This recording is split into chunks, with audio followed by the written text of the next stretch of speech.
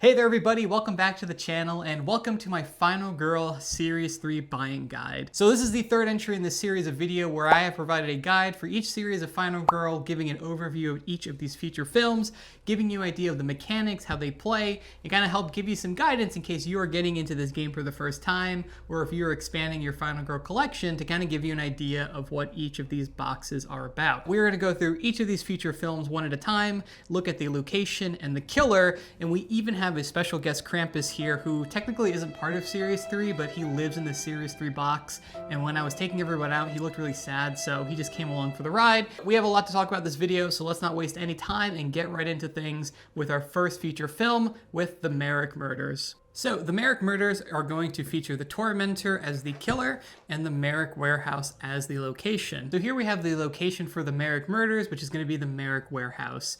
And fun fact, this is actually the name of the warehouse that Van Ryder uses to ship out Final Girl products. So kind of cool that it's based on a real location. Just hopefully the working conditions are better than what you deal with when you're actually playing through this.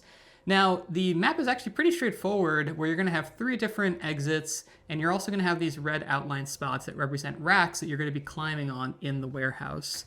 And I'll talk about the racks first, because the new action cards added for this location are going to be Climb and Leap.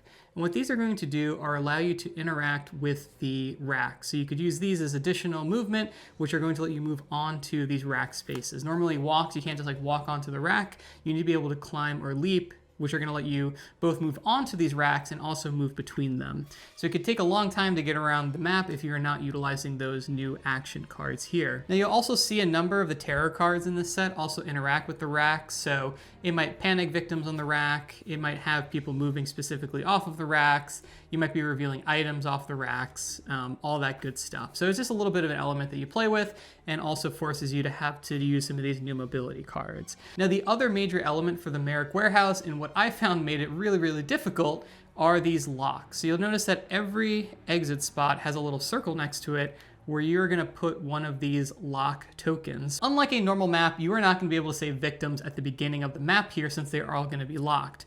When you're setting up the Terra deck for the Marrek warehouse, you are going to seed in these different click cards, and this is what's going to trigger the different exit spots to actually be unlocked. So there's one for the main exit, loading dock B, and loading dock A, and you're going to be resolving these event cards sometimes when you're unlocking them. So this adds a really interesting wrinkle where, like, usually your strategy in most Final Girl games is to save victims, right? It's going to power up your Final Girl, it's going to get you some benefits. Normally, victim management is a huge part of the game, and this adds a really interesting wrinkle where you can't just like automatically go and do that. You got to find other ways to usefully spend your time. And so those are the 2 major elements to the Marrek warehouse, these rack spaces and those locked exits. I'll show you a quick look at the item deck here. And what's nice is that there are a number of items in this item deck that kind of help you with victim management, like the 2-way radio.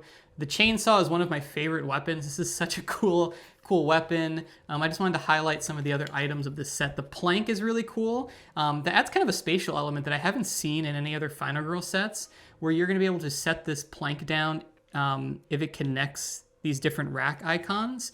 You can see here, place the plank token so it's touching 2 different rack spaces. These spaces are now considered adjacent, and victims panicking from either space will always move to the other. So this is a really cool kind of like neat element that I haven't seen in any other Final Girl set. Being able to kind of use a different element and kind of add it where you can kind of cross the board like that is really neat. So I thought this was a kind of a cool twist on map mobility. A lot of other kind of cool stuff, you know, your standard knife, a lot of other things that kind of fit within the warehouse setting that's really cool, but the chainsaw is really neat. I like the plank. The forklift is going to be the featured vehicle for this location, so I'll show you the forklift mini here. Very good. I don't think our Final Girl is necessarily licensed to drive that, but probably the least of our worries. And a couple other neat items. I really like the bowling ball that interacts with the racks in a cool way, where if you are on a rack space, you could deal 3 damage to an enemy in an adjacent space. So you're like dropping the bowling ball on them, which I think is really funny. So really cool items here. I think it interacts with the racks pretty neatly. So why don't we take a look at our Final Girls for this set. So here we're going to have Mandy, and her ultimate ability is going to be Add 2 damage to attacks made without a weapon or item. You cannot use this ability with reaction cards. So this is nice if you're on a map that doesn't have like a lot of melee weapons, you can use Mandy. This also helps kind of curb the play style of just always going for a weapon. Having a final girl that kind of plays into unarmed combat is kind of cool. So I like Mandy for that. And Cassie has a neat ability where you may spend 6 time to double the damage from your next attack, including damage from weapon modifiers. You cannot use this to modify reaction cards, or if it would take your time below 0. So I really like the idea of having a final girl that can burn all of their time to do like a super critical blow. I think that's really fun, really thematic. If you're in a dramatic spot, you can use all your time and try to kill them. And that is a really cool, I really like Cassie's ability. And Cassie is looking cool here with her axe. And I really like Mandy. It's a shame Mandy's ability is like about not using weapons, because she looks really cool with the chainsaw. I really like both of those Final Girl minis. So here we have the Tormentor, which is the killer for the Marrek murders. And it's kind of interesting because the Tormentor is not going to start on the map at the beginning of the game. It is actually not going to come out until you reveal the finale card. But what you're going to be dealing with in the meantime are these death traps. And there's going to be Final Girl death traps and victim death traps. And so the way that you are going to get put in these traps is that a number of the terror cards on the Tormentor will have something that says Final Girl trap or victim trap. And so whenever you have to resolve this effect, you are going to flip over one of these death trap cards. And I'll just show you a couple of them to give you kind of an idea of what these are about. So let's say you flip over a trap here for a victim, and it's the reverse bear trap. Very iconic death trap there. What you're gonna do is put one of the victim meeples at the start location here. And every time you have to reveal this little icon with like a bear trap with an exclamation point, you are going to progress the victim meeple one more spot further. And when you progress the victim on the track here, you're going to have to take this penalty. So every time you move it up, you'll take a horror, and then 2 horror, and then eventually it will die. And then you'll take the fail result, which is taking an additional horror. And the way that you're going to unlock these traps is by finishing these like little sub-objectives. So for the reverse bear trap, you have to spend 4 time to complete this objective, and then spend 4 time to unlock this. But if you look at the swinging blades here, it is going to have 3 different objectives that you need to complete. So the first is time the blades, which is spending 5 time. Then it's cutting the rope for 2 damage. And then lastly, moving 2 spaces to dive to space. You can see here the track for this one is a little bit longer, given that it has 3 objectives. And all of these different traps are going to be a little bit different. But most of them are going to be in some way spending time, movement, or damage in order to complete these sub-objectives. So let's take a look at one of the Final Girl death traps. They're going to work most of the same, but they're a little bit different. You can see here the Razor Maze, where you're going to have to move 1 space to clear that, and then move 2 spaces, and then move 1 space. And here you can see the ultimate penalty for not getting out of your death trap is just getting killed. And so let's take a look at one more Final Girl one. Normally they would be separated.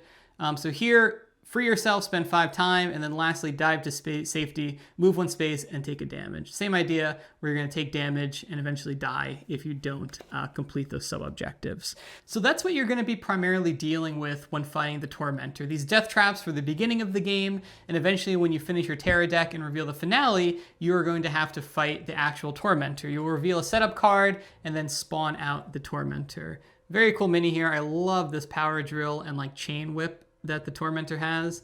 Really cool. I like that it's not like a menacing hulking killer. I like that's like a little bit more of like an elegant sleek killer, which is kind of cool. And I'll show you just an example. Once the Tormentor actually does spawn, you can see that it's still going to interact with traps. So here it would progress traps twice, and then move towards you and attack, and then move towards you and attack. So it's still pretty intense. I also want to shout out one of the finale cards here, which is No Escape, which any Saw fans out there, that is such an iconic scene where, you know, you have Jigsaw like shutting the door as you're trying to get out. I love that this was recreated into a finale card. And I really like that it brings in the mechanic of having locked and unlocked exits into other maps. So like here, it makes perfect sense in the Marrek warehouse because you're gonna have unlocked locations. But the Tormentor actually includes these tokens so that if you're on a map that doesn't already have that mechanic built into it, the Tormentor will actually lock those exits. So I don't really know how it works in like Camp Happy Trails, how it's shutting off entire exits of the forest, but I do like that Tormentor is that well planned that it's able to do that. So really neat mechanic that kind of, I like that it takes it from the Marrek warehouse because it feels so intertwined with this location and this killer, like being trapped in a warehouse, you know, very Saw-esque, obviously being trapped with all these like death things around you. It's really, really cool. And I like that they kind of brought that out and you can bring that into other maps, which is kind of neat. But again, the real main mechanic here is going to be the death traps. And these are really, really cool. A lot of kind of gruesome, different traps here. A lot of them kind of recognizable from the Saw franchise if you're a fan of that. And I really like the variety of the traps here. But that is going to be what the Tormentor is all about. What's going on? Where am I? Hello, board game apprentice. I would like to play a game. For years you created Final Girl content to entertain your viewers, but you've gotten lazy. It's been 6 months, and still no Series 3 guide. Well, it's not really fair. There's so many different combinations to test. It takes a lot of time to make these videos. Your fate is now in the audience's hands. If every viewer likes this video, the chains around your feet will release, and you may escape before the box above you drops and crushes you. Good luck. All right, well, you heard him. If you're liking this video, please consider liking and subscribing to help me get out of this mess. And I hope this string holds up in the meantime. Up next, we're gonna have Hell to Pay, which is going to feature Hellscape as our location and Razorface as our killer. So here we are on the Hellscape. So the first thing you're gonna notice is that there are a couple of missing spots here. And that is because the Hellscape map comes with these 4 tiles that you're going to randomly put out at the start of the game that is going to change the way that this map is laid out. So it's going to change the different rooms that are connected, as well as the different spaces that victims are going to panic to. And so it's going to be this constantly shifting map as the game goes on. And the way that you're going to navigate this moving Hellscape is by rolling these different dice. So at the start of every upkeep phase, you're going to roll these 2 dice. If you reveal 2 different symbols, like if you revealed this little like clover thing and this square, you would take these 2 and you would swap them with each other. And if you ever reveal 2 of the same symbol, you would flip this token over, adding another layer to kind of how things can move back and forth. And while those dice are going to be random, it is also going to introduce the Hell Shift action card, where you can rearrange all the tiles that you choose, or you can swap any 2 tiles of your choice. So there is an action card where if you really need something to be kind of lined up in a certain way, you can have this action card in your back pocket in order to actually kind of have some control over what you're dealing with. You can see here a lot of the tarot cards are going to kind of play around with these different Hellscape tiles, so shifting them, which is kind of moving them in a clockwise pattern. You can see if the Final Girl and Killer are on a Hellscape tile, increase horror. So a lot of the terror is going to play around with that kind of mechanic and further adding to some of the chaos that you're going to be dealing with in each of these locations. I also really want to shout out, like, I just really like this map. So like, it has really gross locations, the House of Mutilation, the Sepulchre of Blood, the Nexus. So it really feels like you're in this alien, horrible landscape, and it is like so much fun. It feels like you don't have control, like the ground is like literally shifting beneath your feet. It's a really neat map to play on. I'll save my kind of love for this for when I'm ranking them later, but suffice to say I really like this map mechanic of shifting the Hellscape tiles around. Also, I really love the items in this card. The fact that a lot of the Final Girl sets are kind of in like traditional real life locations, the fact that this is so alien and kind of fantastical, they really lean into it with the different items. So the Control Node, the Amulet of Hell, the Miracle of Faith, the Seething Orb, Pins of Pain and Pleasure, Goblet of Blood. Like I don't know if there's any repeat items in this. Like I think these are all like special items for the Hellscape. It just feels like they had a lot of fun making the items for this. And this might be my actual favorite item deck of any like set. I also want to shout out the vehicle for this location, which is this like bone horse chariot thing. Such a freaking cool vehicle here. Really, really awesome. The flavor of the Hellscape map is off the chart. And that's pretty much it. It's a pretty straightforward map. All you're really dealing with are these different shifting tiles, but really, really like what they did with the Hellscape overall. Okay, so our killer for Hell to Pay is going to be the demon Razorface here. Now, when you're going up against Razorface, you are going to deal out 3 of these affliction cards at the beginning of the game. And these affliction cards are going to be these little sub-objectives that you are going to need to complete. So this one here, a Delicious Sacrifice, the purge requirement is removing a 0-cost card from the game. And then when you complete it, it's going to also trigger a purge effect when you get rid of it. So if the dark power has been revealed, remove another 0-cost card from the game. So you want to complete this one before his dark power is revealed, or else you're going to get double penalized for having to do that. And now the reason you need to complete these 3 afflictions is that if any are active, you can never reveal the last health token for Razorface. So you need to deal with all 3 of these before you're actually able to kill Razorface here. So here, another example here, Explorers of the Flesh. When you attack Razorface, choose a victim in your space or an adjacent space to take that damage instead. And so, yeah, again, these are just going to offer like little tough choices. They're going to drive up the horror level and just general kind of give you a bad time going up against Razorface. But at least you have some control, right? You got to choose like when during the game you want to deal with these. You know what these are at setup. And so it gives you a little bit of flexibility on how you want to approach those different challenges. Now, taking a look at Razorface's Terror deck, he does a couple of cool things, like a casual 3-attack Terror card, but also plays into that pain and pleasure thing that Hellraiser kind of plays in, where some of them will give you 2 time. Isn't that great? And then some of them will lose you 2 time.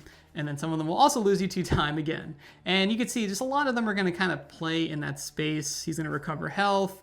You could draw a new affliction or take through horror levels, so sometimes more of those affliction than just the 3 during setup will come out. But I like that there's like a weird sense of choice in this set, where it feels like you can choose when you want to do these bad things. Some of these have choices on them where like you want to take the affliction card, you want to take a worse effect. And I like that you kind of get a little bit of choice when you're going up against Razorface on kind of how you want the awful things to happen to you. But that's really it. Razorface is pretty straightforward beyond the affliction cards that you need to deal with. But other than that, no real other crazy mechanics that he's going to have. Let's take a look at our final girls for Hell to Pay. We're going to have Kenzie. Once during planning phase, you may take all copies of a single action card from the tableau for the price of 1. So kind of nice to cheat out extra cards. Just a nice little flexible ability she has.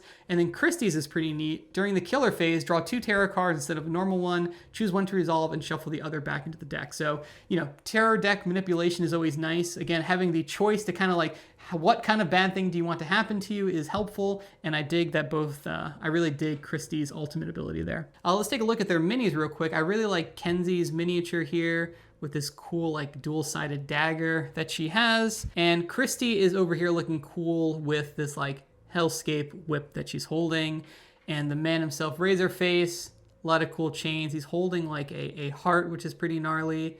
Really cool miniature. I like the detail of the chains and shackles and everything. That's really, really neat. And so that is everything you got to know about Razorface. So from the depths of hell, we head to a different type of hell, into the suburbs for the Falconwood Files, where we are going to have the Slayer as our killer and Falconwood as our location.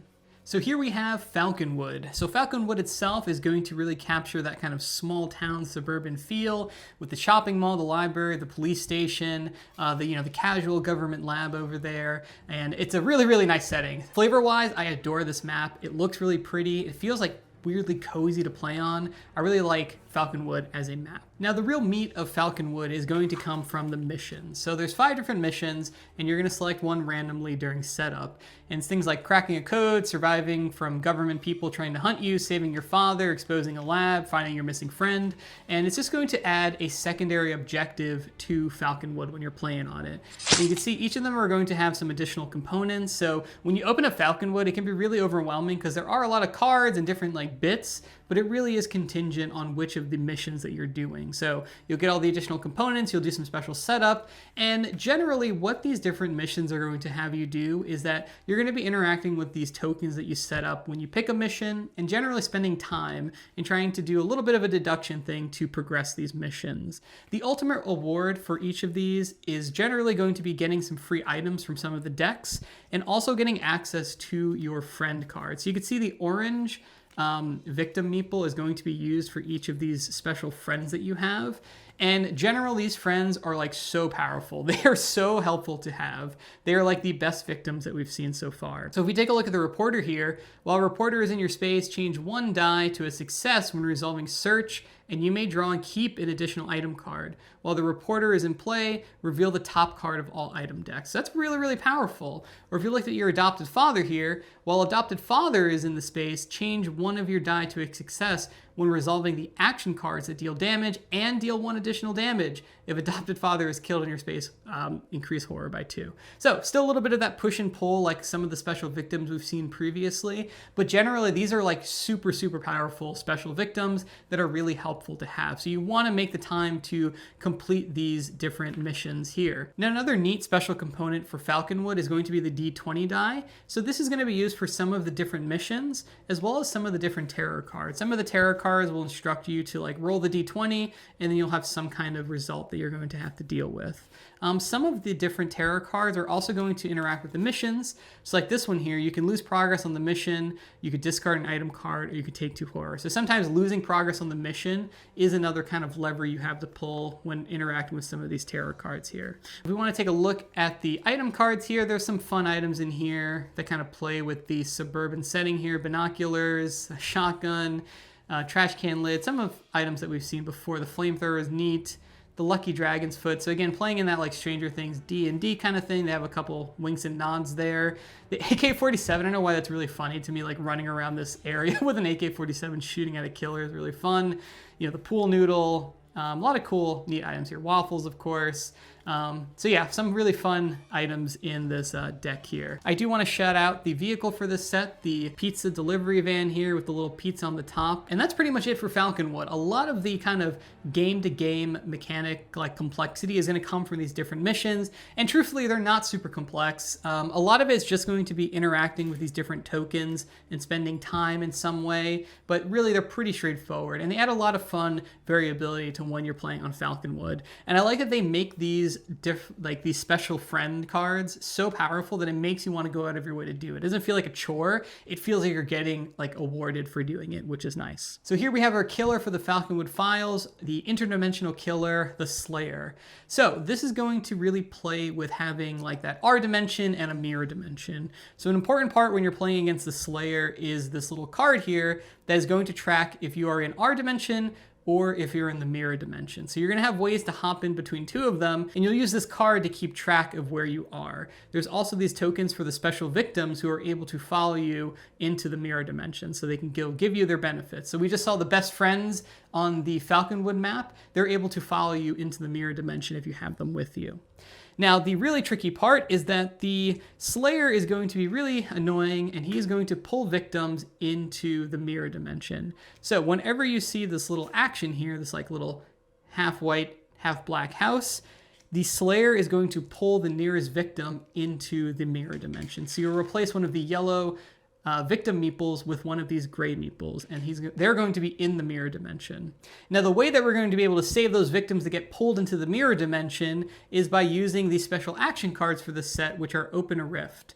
And what these are going to allow you to do is go to the mirror dimension. So when you resolve this card, you'll slide your little token down, and now you are in the mirror dimension. And what's important to note is that in the mirror dimension, these gray victims will follow you. If you're not in the mirror dimension, these guys are not going to know you're there and they'll ignore you. And also during upkeep, when you're in the mirror dimension, you're going to lose health. So you don't want to hang out in the mirror dimension too long. It is not very good for you.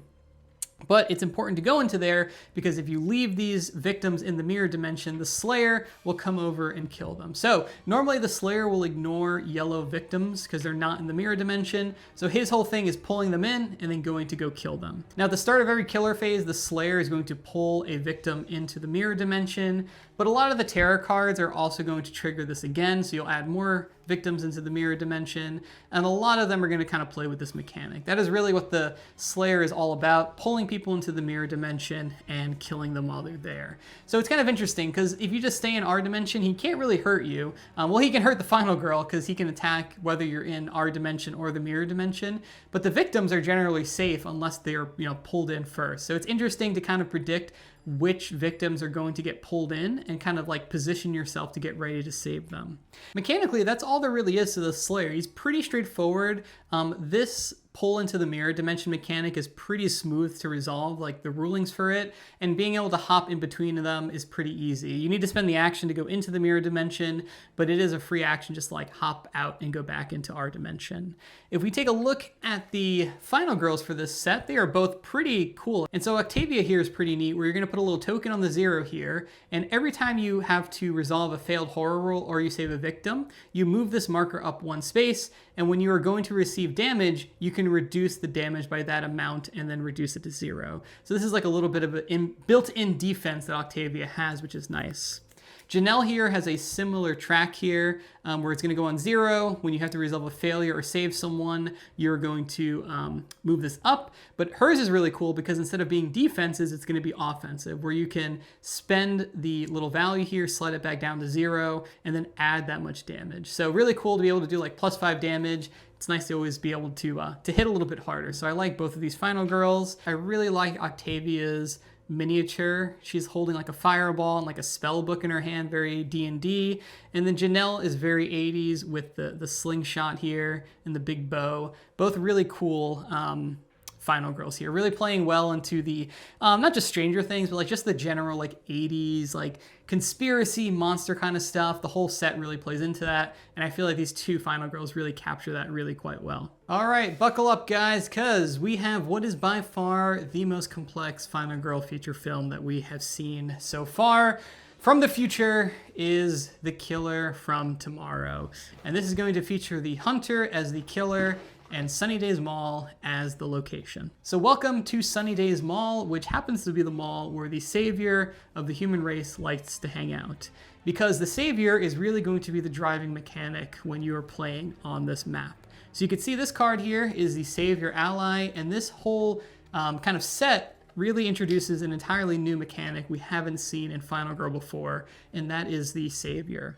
So the savior is going to have its own health pool, as well as a number of actions that it can take in order to help you. You know, reducing horror level, moving spaces, recovering its own health. In general, it's just kind of useful.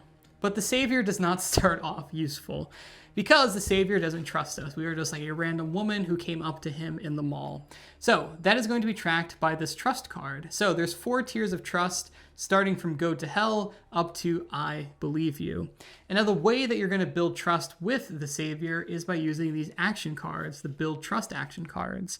So for a 3 success, you increase trust by 2 and reduce the horror level, increase trust by 1, increase trust by 1 and lose time, and so on. And when you increase that, you're going to be able to slide this little disc up, which will take you up to the next tier. Now, each trust level is going to do a couple different things. Kind of most importantly is it is going to give you access to the savior actions.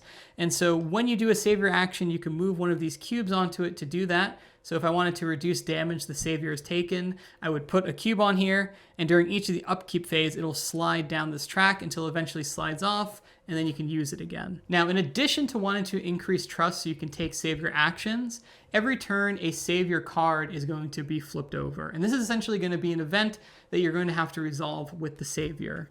So here, this one, let go, you're hurting me. If your trust level is on go to hell, we'll lose 2 health. But if it's on I believe you, we're going to recover health.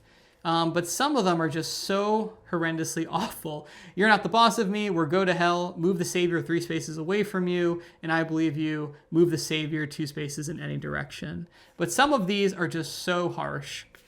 This one in particular is like the bane every time I have to play this. I'll hang out with whoever I want to, and for the go to hell, move the savior 2 spaces towards the killer. This is a bad thing, and it's particularly bad because if the savior dies, you lose the game. Like, that is a loss condition where the savior, if it dies, is an instant loss. And the other kind of like game warping change when you play with the savior is that anytime a terror card would target the final girl, like this one here, it targets the savior instead. The savior is the most important target for the killer while he is on the board. So you have to look out for these where the savior is going to be taking aggro.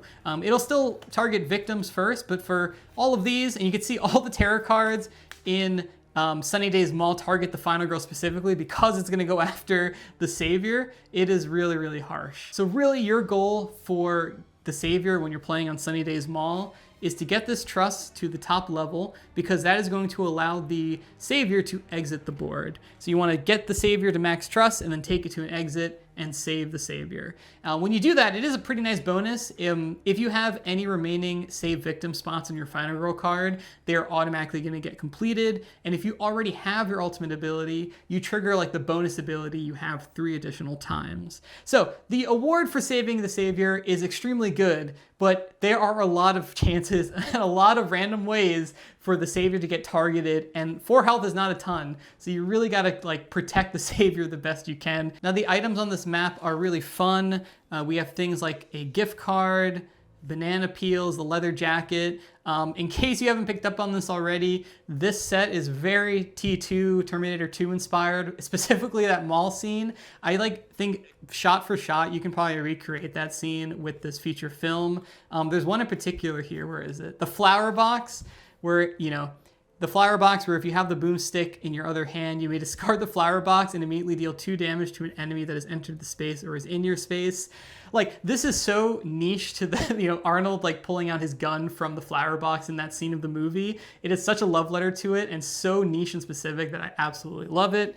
You have this little Hackmaster 3000. So when he's hacking like ATM with like his Game Boy or whatever, you get to do that.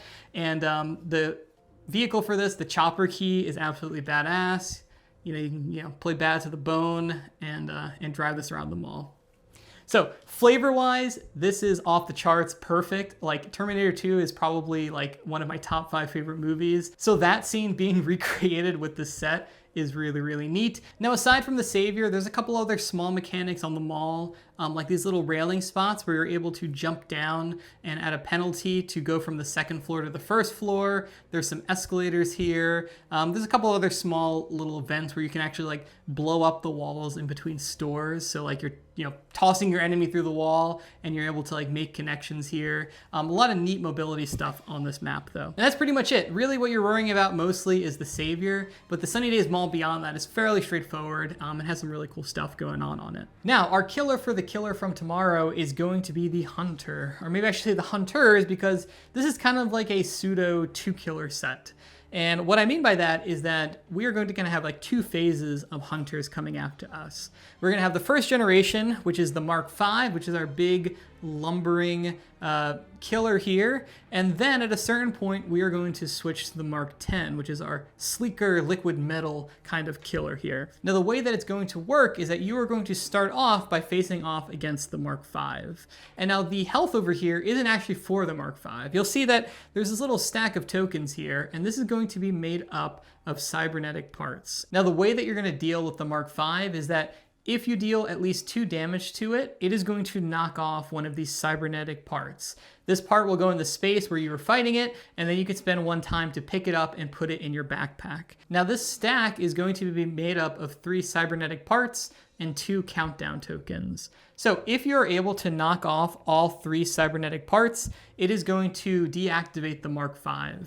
And now on future killer phases, you're going to start to remove these different tokens. Once all of these are removed, it is going to trigger the Mark X to come back from the future and spawn in to come after us. Now, before I talk about the Mark X, let me finish talking about the cybernetic parts.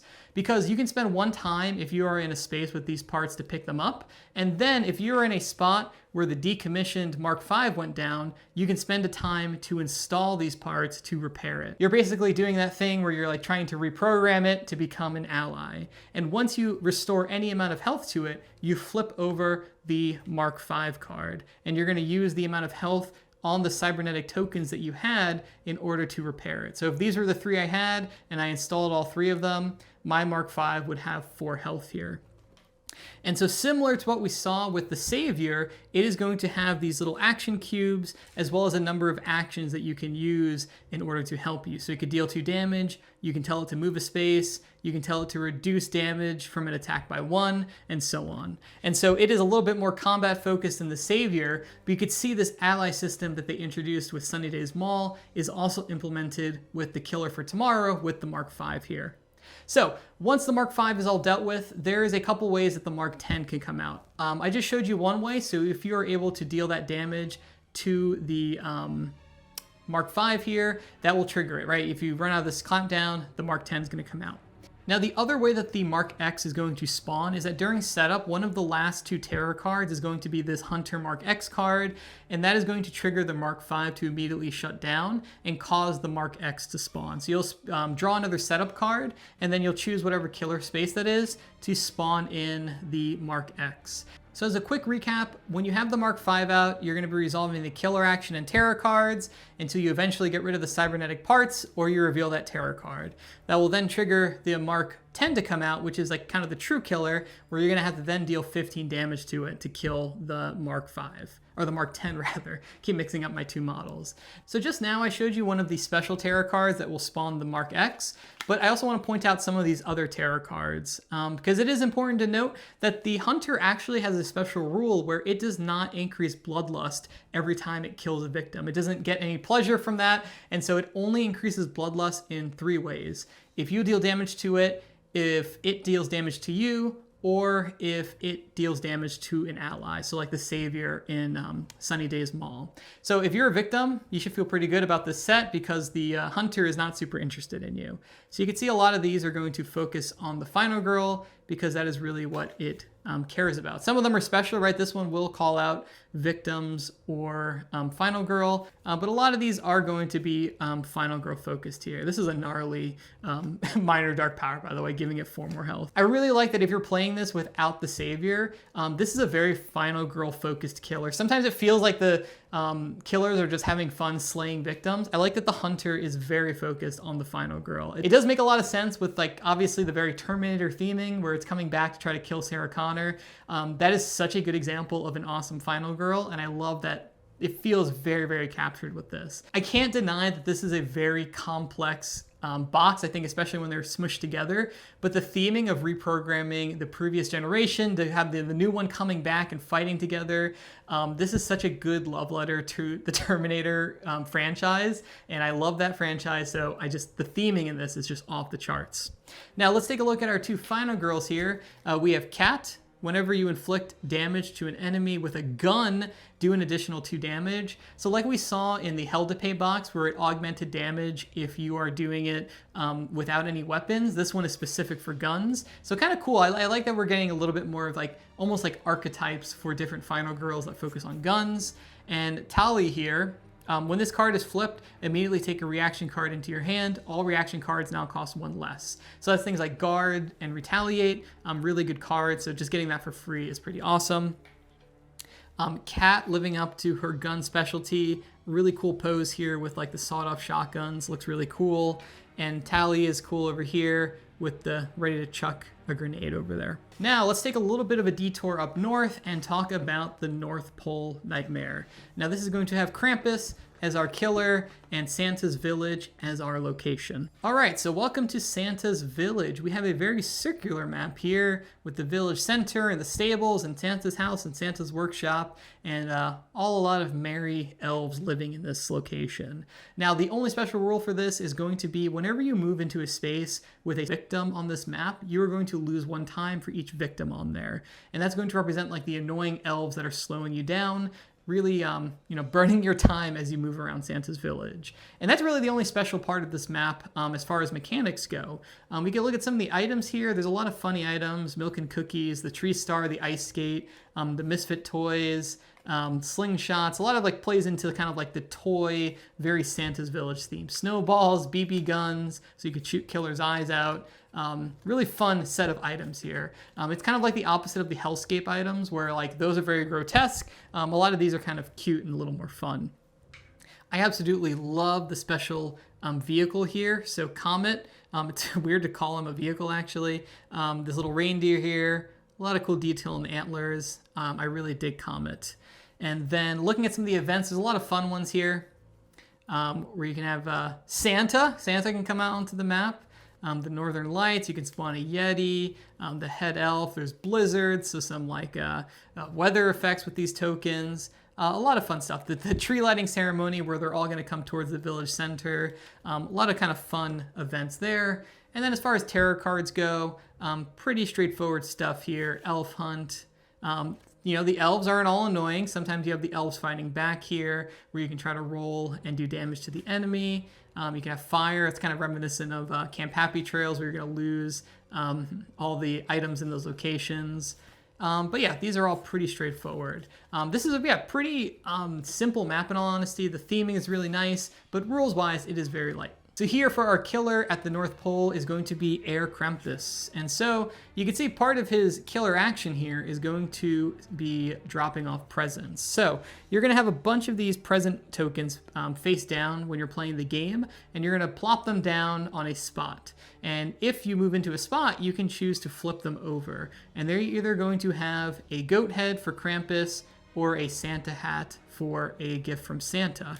And when you reveal those, you're going to flip them over, and they're either going to do bad things, like a horrifying vortex, where you're going to get a bunch of horror and bloodlust, or you can have a gift from Santa, which is going to let you draw 2 items at random from those that were set aside during setup. You can see there's a number of different effects here, where you can have a repelling force, or you can have a letter from Santa. And so generally, Santa's good.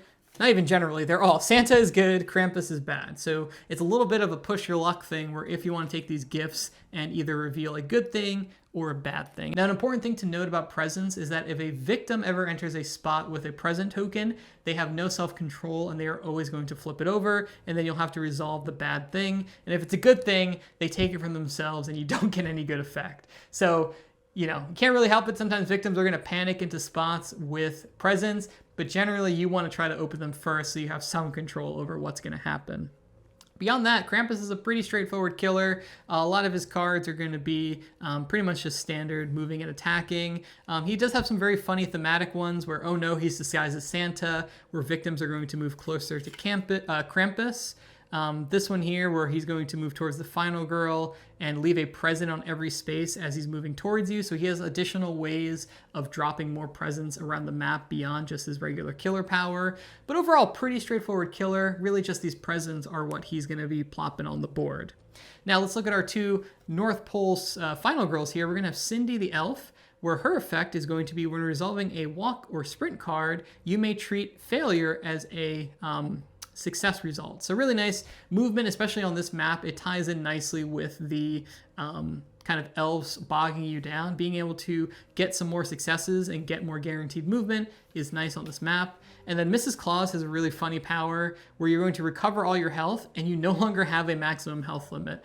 So like the Series 2 killer, the Ratchet Lady, where she kind of has infinite scaling health, Mrs. Claus, in theory, could be an infinite scaling final girl. Realistically, you're not going to probably go much above 6 health, but it is funny, and it kind of gives a nice use to like a lot of healing cards, where sometimes you're just always going to like throw them out and just use them for partial successes. It is nice that they kind of like repurpose them, and you can actually get some value out of them.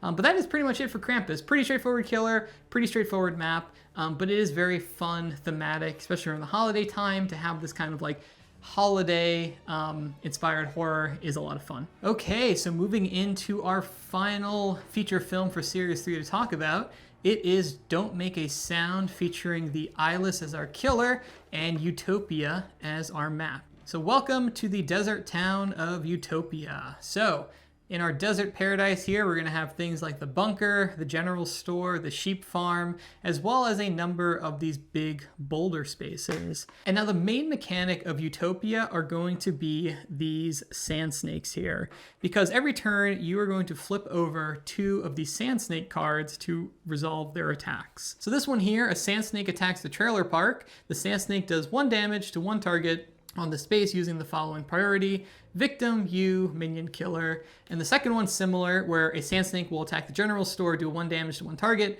victim, you, minion, killer. And so you're going to flip over 2 of these on each of your turns. And all of these are going to call out specific locations on the map here. And there's going to be 1 card here that will instruct you to reshuffle the deck. So after resolving and discarding the other sand snake cards that were drawn with this, shuffle this card and all cards that were in the discard pile back into the sand snake deck. And now each location is only in this deck once. So as you walk through the deck, you'll kind of get a sense of like which spots are safe until they get reshuffled. And so you have a little bit of knowledge of knowing what attacks might come next. It is important to note that the spots with these boulders are always going to be safe from the sandworm. So if you're moving around the map, you could leave your victims here to be at least semi-safe from the sandworms. This doesn't account for the killer that is also going to be running around the map, but at least you're going to be safe from sandworms. Now, if we take a look at some of the items, there's a lot of funny items in here. I guess the crowbar isn't particularly funny, but a lot of things like canteens, pickaxes, the flare gun, another canteen. A lot of it kind of plays with like almost like survival, like dehydration, that sort of thing.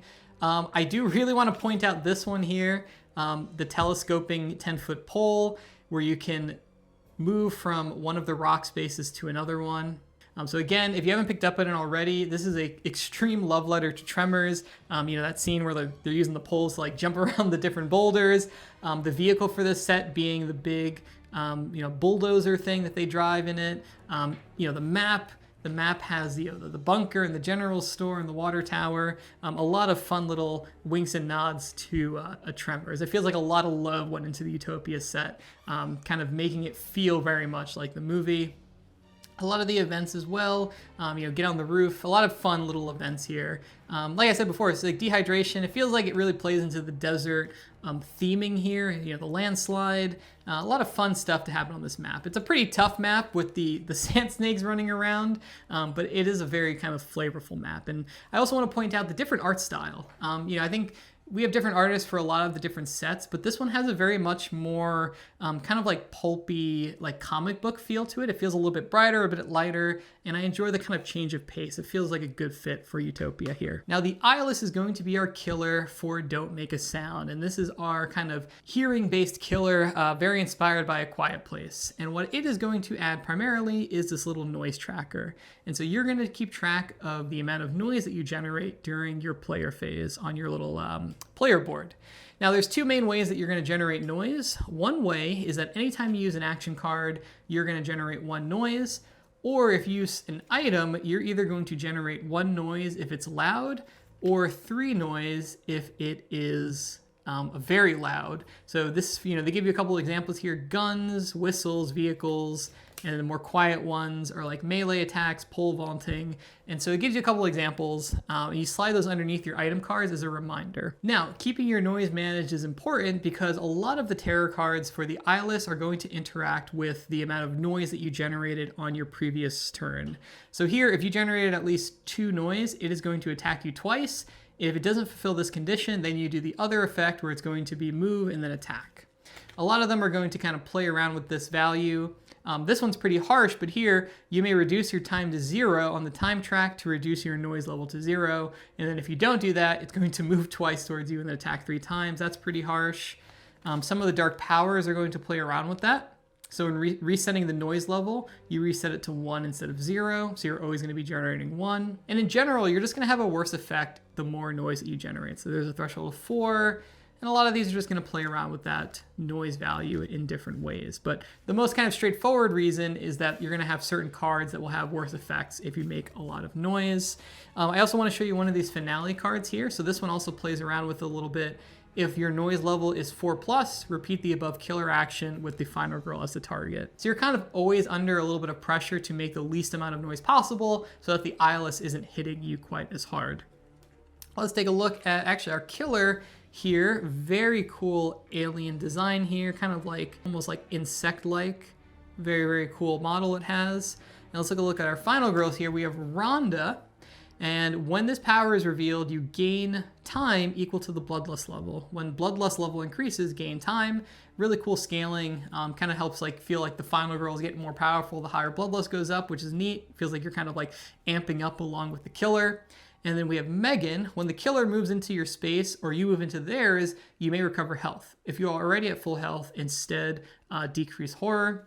Another kind of neat ability, kind of like dancing with the killer in and out of its spaces, kind of introduces a cool like way to play. Also, I mentioned the art on the map, but I feel like the art also comes through on the final girls. Again, a little more comic booky. I feel like a little bit more softer than kind of what we're used to in a lot of the other final girl sets, where this one just feels a little bit more playful. And as much as the Eyeless alien can be playful, I feel like it also kind of comes through on that. But overall, the Eyeless is a pretty straightforward killer. Really all you're doing is keeping track of the noise level and then resolving effects based on what that noise level is, if you've hit certain thresholds or not. Whew, so there we have it. This was a marathon to run through. You probably got the impression after watching all of those, but Final Girl Series 3 really pushes the mechanics, I think, of what Final Girl can be. It's experimental, sometimes for better or for worse, but I feel like most of these boxes are really pushing the envelope and doing something interesting. So let me share with you my general rankings for them in a couple different ways.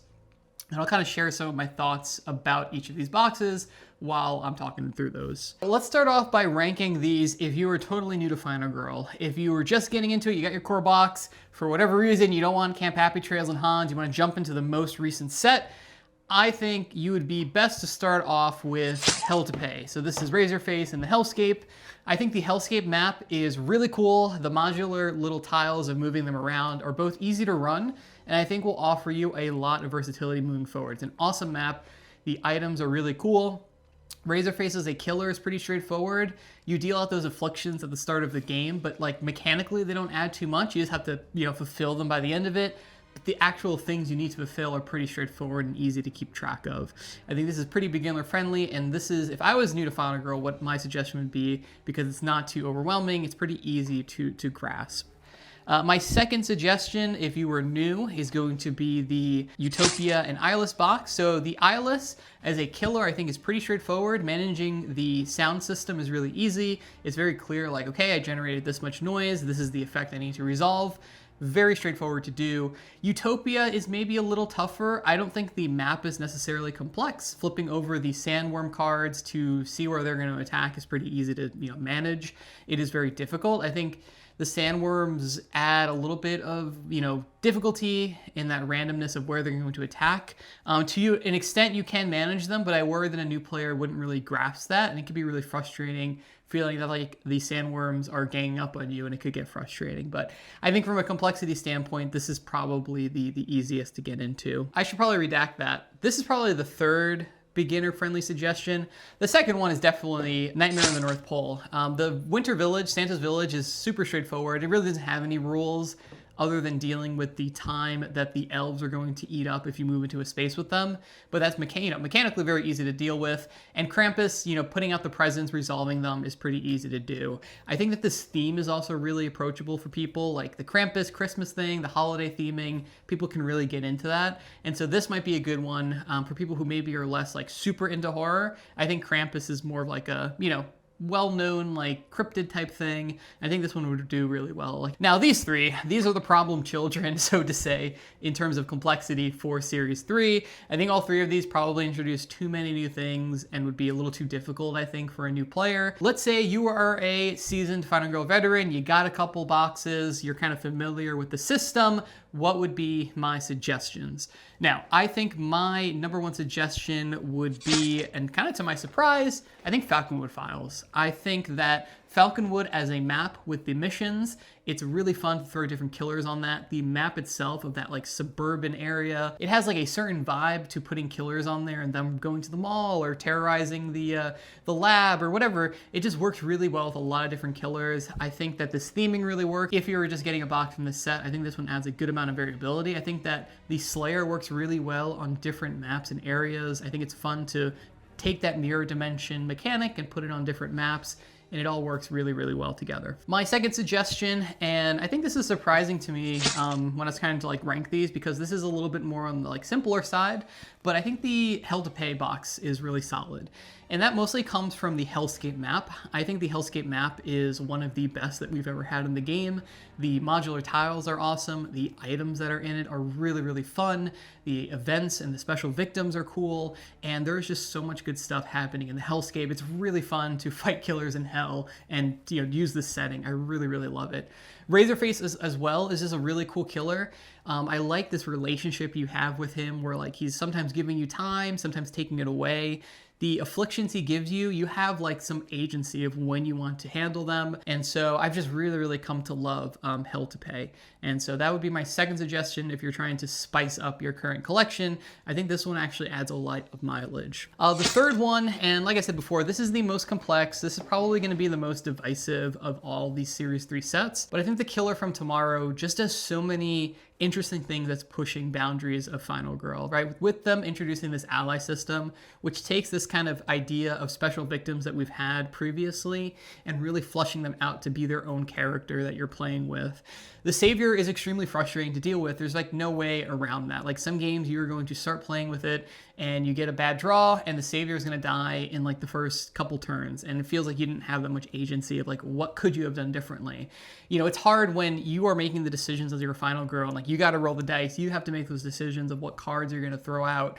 And sometimes the Savior will run into the arms of the Killer and then take damage. And it's like, oh, okay, I couldn't really have done anything to move them around or save them. I just, I wasn't able to get the trust high enough to actually have control over like directing them where to go. And that's frustrating. But when it does work, when you start to build that relationship with the Savior, and I think a lot of my nostalgia for Terminator 2, like one of my favorite movies, like recreating that like kind of arc of trying to like get this teenage kid to like work with you against this killer is a lot of fun. It's just hit or miss. Like know if you're going into this box, I think it offers a lot of potential, but it also offers a lot of potential for failure and kind of valleys. But the Killer, on the other hand, I think works way better, and I think is a better example of the potential this ally system has. I think having like a 2-arc Killer where you got to deal with this weaker version, and you have some time if you defeat it early to rebuild it and get it on your side. Having an ultra hard, version 2 Killer like that Mark 5 or Mark 10 rather is really challenging. Like 15 health after having to deal with the Mark V is really hard to deal with. So you really kind of need the Mark V to help you like make up the difference to try to beat the more advanced version. But the actual like mini game of trying to deal with the 2 killers and get them back online is really fun. I really love the Killer side of this set. I think I'm a little more hesitant on the Sunnydaze Mall, but I think the Killer more than makes up for it because it's really fun to play with that system and pretty versatile. Really works well. My only gripe, again, I feel a little negative on this box, but I wish Sunnydaze Mall was a simpler map. The mall setting is so good, so versatile. You put zombies, do Dawn of the Dead, do Chomping Mall, do whatever you want on it, but it's a little bit of a shame that I always have to deal with the Savior now whenever I want to play on that map, and that kind of takes away a little bit for me. I almost wish there was a way to like cut out the Savior and just play on the map, and I guess you could just leave the Savior out of setup or something, but a lot of the rest of the set kind of works with the Savior, so you probably can't do that. So yeah, a little bit of a mixed one, but I think if you're looking for a more complex set to mix and match, I think this is a good option. I think my next up is going to be the Marrek cards that just accidentally subbed out. I didn't close this box correctly. The Marrek Murders are a little bit of another mixed bag for me. I think the Marrek Warehouse is a pretty good map. I think versatile, pretty straightforward map, nothing too crazy going on there. I like the fact that it has locked exits at the beginning and kind of changes how you need to approach victim management in the game, which I think if you're mixing and matching, it's nice to have a location that does that for you. The Tormentor, on the other hand, is a little bit more of a mixed bag for me. I like the idea of a killer that doesn't start on the map and will kind of reveal herself later on in the game, but the traps are tough to deal with. Not only are they very difficult, I feel like there wasn't enough reward built into dealing with the traps, right? You don't get like any extra time or horror reduction if you do save victims from the traps. So it feels like you spent all these resources, and I guess that's supposed to counterbalance the fact that you don't have a killer on your back like attacking you. But it just feels really unsatisfying to deal with these traps and then you don't get anything in return. You don't even save the victims. Like the victims come out of the trap, but they go back on your space. You still gotta take them to an exit. And there's a good chance that exits could even be locked. So you're stuck saving the victim from the trap and they just kind of go back onto the map and they just get killed like later by something else. So it just feels a little bit, I don't know, unsatisfying sometimes. If you get too many traps spawning at the same time, it could just be really frustrating. With that being said, this does offer a very unique way to play. The trap system, the killer not coming out till the finale is revealed, it just does a lot of neat stuff. And so I think from that perspective of just adding variety to your games, if you want just something that works a little bit differently, I still think that the Marrek Murders is a good option. Now these last two, I think, both really err on the simple side, but I think if you're looking for more variety, I definitely think that Don't Make a Sound is the way to go. The Eyeless is a little bit of a boring killer, honestly. The sound system, I feel, wasn't quite fleshed out enough to make it a really, really interesting mechanic, but it's just kind of a fine killer. I think Utopia is kind of the shining star of this box. The Sandworms, I feel a little conflicted on. Sometimes it feels like there are two killers on this map that are ganging up on you, and when the Sandworms are doing work and the killer is doing work, it feels like, yeah, there's like two fully fledged killers going against you, and that's kind of frustrating. But I still think more often than not, it works pretty well. So if you're a fan of Tremors, if you like this like southwestern deserted town setting, I think it works really, really well. And then I think my lowest recommendation, if you were looking to kind of add the most amount of value in terms of like variety to your sets, I think Northport Nightmare is just kind of a more simple box. You know, Santa's Village, the map has the elf thing that I'm really not a fan of, and it's, you know, it's an okay map. I think Krampus is the more interesting part of this set, doing the present thing, but this is like a box that I want to play at a certain time of the year, and beyond that, I'm never really reaching for this as a feature film that I want to play with. So if my goal was to get the most amount of variety out of the fewest amount of Final Girl feature films, this would probably be lower on my list just because I think it is more on the simple side, but I think it still has a very nice place, especially if you're a fan of Christmas horror. I think it does a lot of neat stuff. So let's do one last ranking. So my personal ranking for Series 3. Again, this is going to be very painted by my love of certain themes, of certain mechanics, of just, you know, the games that I've played with this, how I would rank these after, you know, spending a good amount of time with them. And just to quickly mention how I evaluate them personally, I play them all, you know, obviously in their respective sets, and then I also do some control games, playing each of these with Camp Happy Trails and Hans respectively, just to get a feeling of what like the mechanic themselves of these killers and locations do. So my favorite box of this set probably isn't too much of a surprise, but it is going to be Hell to Pay. This was my most anticipated going into Series 3, and I'm really happy that they nailed the execution with this set. I think that the Hellscape map, the kind of shifting tiles are really, really fun. It adds the sense of unease where you can never be too sure if the space you are in is the one you need to be in. And the fact that you have some action cards to move them around, there isn't like total loss of agency with controlling where these Hellscape tiles are. The item set in this is the best item set I think they've ever done. It's so much fun. There's so many like neat, gimmicky items in this that are just a ton of fun to play around with. I absolutely adore the Hellscape. I think Razorface is a very nice like introductory plus killer. Like if I don't want a killer as simple as Hans, but I still want a little bit of spice, I like to reach for Razorface because the afflictions add a fun little element, but again, not like overwhelming. Like neither one of these are like an overwhelming flavor in a Final Girl recipe. I like both of these killers and sets. This is like perfect Final Girl for me. This is a really, really good set. I absolutely adore it. My second favorite, and this is honestly quite a bit of a surprise because I was kind of like not feeling super hyped about this one when I saw it kind of on the preview stuff, and that is going to be the Falconwood Files. I am not really a fan of Stranger Things or like 80s nostalgia, adventure, sci-fi movie stuff, which is kind of what this is paying homage to, and I was really surprised how much I loved it. It helps that Falconwood itself, I think, is a very strong location. It adds a little bit of complexity with the submissions that you're trying to complete, but I think the fact that the rewards you get for those are so impactful, it makes you want to engage with that mechanic. The Slayer as well is a really, really good killer. For me, this is what I wanted Dr. Fright and the Dream World to be. The way that you manage the mirror dimension, hopping in and out of it, is really, really fun. I think it's really intuitive. It's not mechanically clunky like I felt the Dream cards are for Dr. Fright, and this just does a lot of good things. I think Slayer is a lot of fun to put on different maps and turn them into mirror dimensions, and Falconwood Files in that suburban setting is a lot of fun to play around with. So Falconwood Files was my second favorite. Now, my third favorite, and this is probably going to be, again, the most divisive one, maybe the second most divisive, but that is going to be the Marrek Warehouse. So, damn, this is like, I feel so conflicted putting this one in the middle. So, I love Saw. I love the idea of like killer traps and stuff. Like that theme is really, really, you know, speaking out to me, which is probably why this one is kind of leaning towards the higher end of things. I think that the Marrek Warehouse is a good map. It's pretty straightforward. It's fun to like have a brawl with a killer in like this little confined area and like jumping on the racks and stuff. I think it's solid. The Tormentor is kind of where I feel a little bit more mixed. like I said before, I think the trap system just isn't quite rewarding enough to play along with. Like, you need to, because the game will just scale out of control if you're not saving victims, but I wish there was a little bit more of a positive feedback by saving victims from those traps, instead of just feeling like you're on a treadmill not really doing anything. And it's interesting because I feel like the Falconwood missions are not quite like the traps, but they also introduce this like little sub-objective that you're working towards, and the rewards in this are so good, while in the Marrek murder it just feels like you're being grinded down. And again, sometimes I like really tough as nails Final Girl, which I feel like this is where this fits in. And I think the Tormentor, just the novelty of having a killer that, you know, starts off the map and then joins in later is a lot of fun. So I still get a lot of enjoyment out of this box, but I do recognize that I think the theme for it is kind of pulling it through a little bit more for me personally. My fourth favorite is going to be the Killer from Tomorrow. So again, super complex. I would never play these together, to be totally honest. I think it's too much having to deal with like 2 allies in one game. I think it's just like too much to keep track with, and just isn't really like, it makes too much upkeep for my Final Girl, right? I want to be able to immerse myself in the kind of emergent story that's happening in the game. I don't want to have to like manage a bunch of cubes with the ally actions and everything. So personally, like, these two, wouldn't mix them.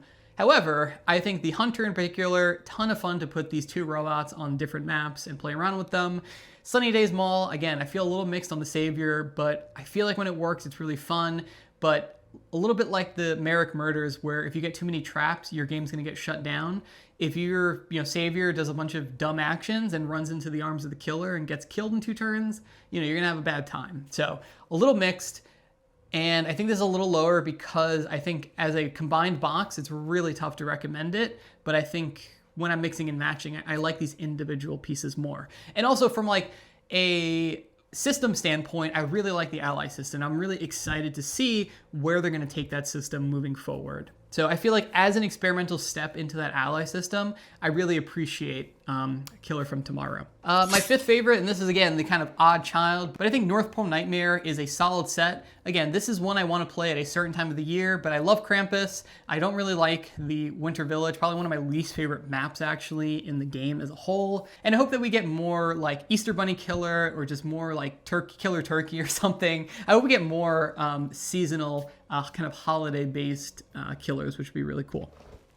And then finally, we have Don't Make a Sound. And this is at the bottom of the list, but this is oddly one that I just don't really feel any strong feelings about, which is kind of why it's at the bottom. I feel like the Eyeless is just a bit of a boring killer. I was complaining earlier about difficulty, but I almost wish that the sound system was a little more punishing. All of the tarot cards, there is no penalty beyond going 4 sound. So like, if you're gonna make a little bit of sound, like up to 4, you may as well make as much sound as you want. And I almost wish there was a little bit more of bracketing of how much sound you make versus the penalty that you get, versus like the killer coming after you stronger.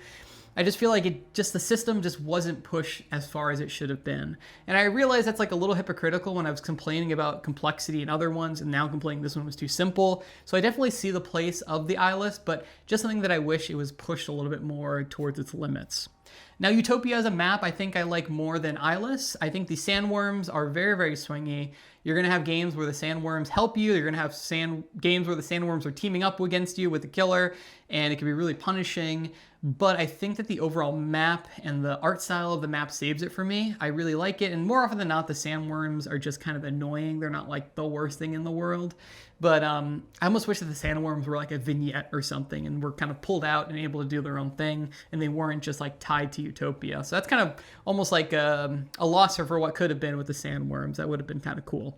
But yeah, just like the set I'm least excited to go back to and mix and match with. There we have it. That is my ranking for Final Girl Series 3 with Hell to Pay, Falconwood, Marrek Murders, Killer from Tomorrow, North Pole Nightmare, and Don't Make a Sound, kind of 1 through 6 there. Overall, they're pushing the boundaries. I think they're doing a lot of interesting things. And as a Final Girl veteran, I think I appreciated all of these as a way that they are really playing around with the system. I think this is definitely the roughest series as a new person to come into, but like, we have 2 series of a lot of kind of more straightforward boxes that you can go through and play with and kind of build up to this. But I still think they have 1 or 2 in here that are still very beginner friendly and that you can just hop right into. So that brings us to the end of our Series 3 recap, but I think it's an important time to talk about the future of Final Girl, since this might be the last kind of mega recap that I get to do. If you're not aware, Final Girl is changing the way that they are doing releases, where they are going to go from the kind of big series drops that we've had, where they do a Kickstarter, and then, like year and a half, 2 years later, we're going to get our big shipment of Final Girl series, whatever, and now moving to a more staggered year-round approach. So we have already seen this. If you saw my Bad Times at Buddyland playthrough, that is the first box of Series 4. We are already underway with it. I personally think it's a good move, both from a community standpoint, like keeping things engaged, right? We get this big box and bomb of Final Girl and we talk about it, and then it kind of dies down to the Kickstarter, and then you're waiting for a long time. But I think staggering the releases keeps the game kind of in the zeitgeist of like the gaming community, keeps the Final Girl community active. From a content creating standpoint, I'm happy to have one box to work with at a time. When I get this like 5 boxes and I gotta play through them, I gotta mix and match all of them, I gotta like have all these like swirling thoughts about each of them. I like that I can kind of look at each feature film piecemeal and play around with them, record a playthrough, and it just feels a lot more manageable. So from that perspective, I'm happy with it. So I'm curious what you guys think, if you prefer binging all of them or if you like the more staggered approach. It is worth saying that they are still going to do a Series 4 Kickstarter at some point in the future where you can get all the feature films if you don't want to get them one at a time. And they're also going to offer the Series 4 collection box. So I personally love having all the collections right next to each other matching. So I am glad that they are still doing that. And that's really important to me. And no, it's just something to note that thinking about how I want to, cover Final Girl moving forward. Do I wait until, Series 4 is done and then do a big video like this where I talk about each of them individually? Or do I do more of a kind of one-off video approach looking at each of them? I'm curious what you guys want to see below. I do enjoy doing these big videos and like condensing everything into one big video that people can kind of use as a reference. But either way, I will still be here checking out new Final Girl. We have the Shriek Gen Con one coming out in just a few weeks. I am planning to be at Gen Con, so hopefully I can get my hands on a copy there and come back home and record it for you guys. I think it's going to be a really fun set to play around with, a lot of little winks and nods about Final Girl. It feels like it's going to be really a love letter to fans of the series, and so I'm really excited about that. I'm excited about all of Series 4. I have a community post if you want to check it out with the different titles for all Series 4. And again, it's a good time to be a Final Girl fan. I think there's a lot of interesting stuff coming with it. And I think Series 3 really showed that they are still exploring the different ways that you can grow and build out the Final Girl system. So if you made it to the end of this video, I would like to sincerely thank you for joining me on this Series 3 buying guide.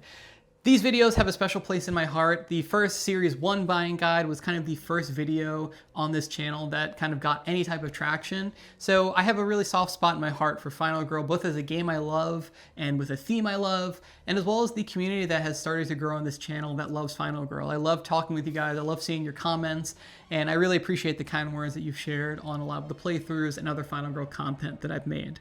Moving forward, I plan to do more playthroughs, but I think I'd like to do a location ranking video. I did the killer ranking kind of just before Series 3 came out, and I think I have more strong feelings about the locations. I think there are some awful locations, and I would like to just talk about them a little bit and share some of my highlighted locations, and I think that would be a fun video to do now that we have Series 3 and we have a little bit of a break in between the next Series 4 release. So let me know if you'd like to see that video, or if you have any other thoughts for future Final Girl content. So thank you again for joining me in this video. Happy surviving, and I'll see you on the next one. Bye.